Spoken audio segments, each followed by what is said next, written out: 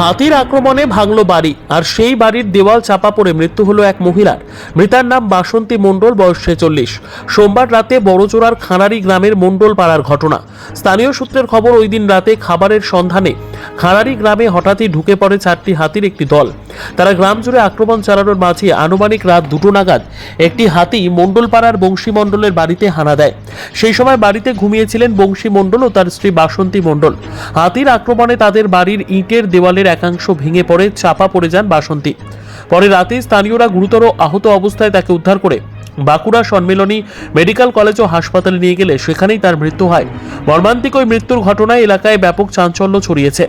মৃতার ভাসুরপো সুজয় মণ্ডলের দাবি, এই এলাকায় হাতির আক্রমণ নিত্যদিনের ঘটনা হয়ে দাঁড়িয়েছে। ঘটনার পর বন দপ্তরের কর্মীরা গ্রামে এসে ছবি তুলে নিজেদের দায়িত্ব শেষ করে দেন। অবিলম্বে হাতির অত্যাচার বন্ধে প্রশাসনকে প্রয়োজনীয় ব্যবস্থা নেওয়ার দাবি জানান তিনি। সিপিআইএম নেতা ও স্থানীয় পঞ্চায়েত সমিতির সদস্য ফটিক মণ্ডল বন দপ্তরের দায়িত্বশীল ভূমিকা নিয়ে প্রশ্ন তুলে তিনি বলেন, মোবাইল ভ্যান নিয়ে বন দপ্তরের কর্মীরা প্রতি সন্ধ্যায় জঙ্গলে থাকা হাতিগুলিকে গ্রামে ঢুকিয়ে দেয়। পরে তারা পোলের নিচে বসে মদ মাংস খায় বলেও তার অভিযোগ।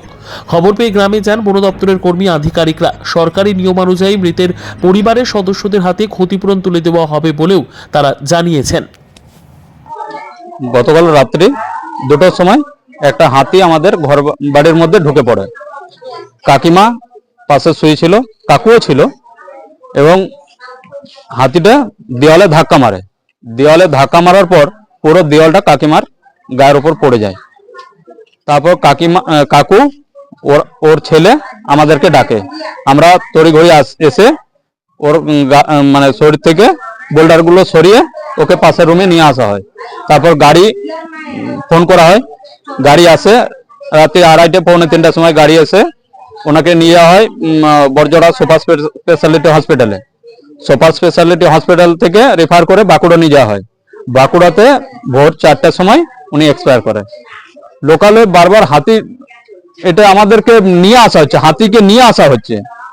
হাতি যাতে না আসে তার ব্যবস্থা আমরা চাই, তার প্রতিকার চাই। বন দপ্তরে জানানো হয়েছে, ওনারা আসে এবং ছবি তুলে চলে যায়। কারো দরজা ভাঙছে, কারো জানলা ভাঙছে, ছবি তুলে নিয়ে চলে গেল। আজকে এসেছিল, ছবি তুলে নিয়ে চলে গেছে। পুলিশ প্রশাসন এসেছিল। ওনাদেরকেও বলা হলো যে হাতি যাতে এলাকা থেকে নিয়ে যাওয়া হয় তার ব্যবস্থা করতে। কিন্তু রোজগারের ভুক্তভোগী। আমার নাম সুজয় মণ্ডল, বাড়ি খাড়ারি মণ্ডলপাড়া। আমার কাকিমা হয়। গতকাল রাত্রি 10টার সময় 4টা হাতি খাড়ারি গ্রামে ঢুকে এবং খাড়ারি গ্রামের বিভিন্ন প্রান্তে দাপাদাপি করে অনেকেরই ছোটখাটো, কারো দরজা ভেঙেছে, কারো গাছ খেয়েছে। গোটাবাড়ি কি মানে রাস্তার মাঝে যারা আছে তারা তাদেরকে পালিয়ে যেতে হয়েছে। তার মধ্যে একটা হাতি মোটামুটি 2টোর সময় এই দিকে চলে আসে। এই রাস্তা দিকে চলে এসে এই বংশী মণ্ডলের বাড়ির এইখানে ঢুকে বোধে ওই দিকে যেয়ে এসে ওর দেওয়ালে আঘাত দিয়ে ও স্ত্রী আর ও শুয়েছিল, ও একটা আলাদা তক্কা বসেছিল আর ও খাটিয়াতে ছিল। সেই খাটিয়াটার পাশে ওই দেওয়ালটা ভেঙে দেওয়ার পর উনি চাপা পড়ে যান। উনি চাপা পড়ে যাওয়ার পর বংশী তখন একাই মানে ডাকা হাঁকা করবে কি, ওই যা পেরেছে এগুলোকে তুলাতুলি করেছে। তারপরে সবাইকে ডাকার পর সব এসেছে। আসার পর ওকে বাঁকুড়া নিয়ে যাওয়া হয়। বাঁকুড়া নিয়ে যাওয়ার পর তারপরে ওইখানেই তার মৃত্যু ঘটে। কি নাম? বন দপ্তর জানি, কিন্তু বন দপ্তর এখানে হাজির, বন দপ্তর হাজির। এবং ওদের ব্যাপারটা আমি বলি, ওরা এটা কিন্তু আমি টিএসএ জানিয়েছিলাম, হ্যাঁ, ডেভেলপমেন্টের মিটিং এ, কিন্তু কোনো কাজ হচ্ছে বলে আমার মনে হয় না। কারণ ওরা ওই মোবাইল গাড়ি একটা নিয়ে আসে, 8-10 জন লোক থাকে, তাদের রেগুলার বেতন আছে। তারা সন্ধ্যার সময় হাতিগুলো যখন বেরোয় তখন গ্রামের দিকে তারা ঢুকিয়ে দেয়।